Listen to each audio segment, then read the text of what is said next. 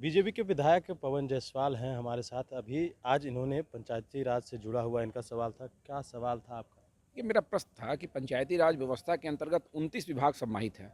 इस 29 विभाग के पंचायत स्तरीय जो कर्मी हैं, चाहे पंचायत सेवक हैं, रोजगार सेवक हैं, किसान सलाहकार हैं, विकास मित्र हैं, 10 तरह के कर्मी पंचायत में काम करते हैं।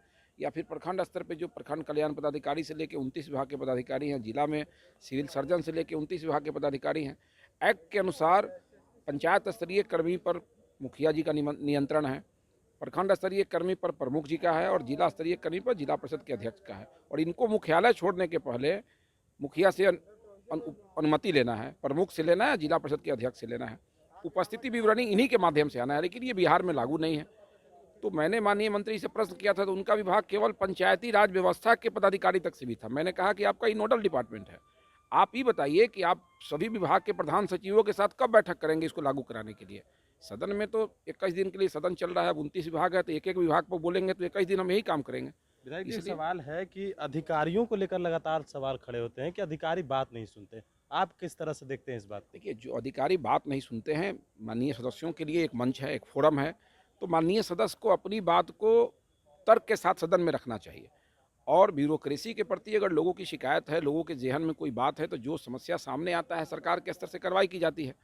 हम लोग ऐसा विषय उठाते हैं जो राज्य के हित का मामला हो, और जब कोई विषय उठाएं तो उस विषय के माध्यम से राज्य में एक सुधार हो जाए, एक उचित दिशा में मामला बढ़े। तो जो मेरा प्रश्न था, मुझे उम्मीद है कि माननीय मंत्री जी ने कहा है कि संदर्भ में जिला पदाधिकारी से और सभी प्रधान सचिवों की बैठक करके बात करके इसका निदान करेंगे, तो निश्चित रूप से बापू के ग्राम स्वराज का जो सपना है वो मेरे प्रश्न के माध्यम से कुछ स्तर पर सुधार होगा। आप ही के पार्टी के विधायक हैं और वो उन पर आरोप लग रहा है राजभवन मार्च तक हो चुका है। जाए राजभवन मार्च के रोका है भाई? राजभवन तो जाने के लिए बना हुआ है, माननीय सदस्य जाए वहाँ, कौन।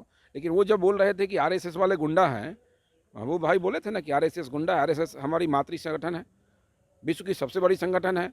आपदा विपदा की स्थिति में राष्ट्रीय स्वयंसेवक संघ के जो सदस्य हैं क्या करते हैं दिखता है, और आप कहते हैं गुंडा है। अगर किसी माननीय सदस्य ने कहा है तो भाई आप उस विषय को रखिए, लेकिन बेवजह एक ही विषय में पूरे सदन का समय बर्बाद कर दीजिएगा। तो हम लोग नहीं उठाते कि आपने गुंडा क्यों नहीं कहा, लेकिन आपके बोलने से कोई अच्छा काम बुरा थोड़े हो जाएगा।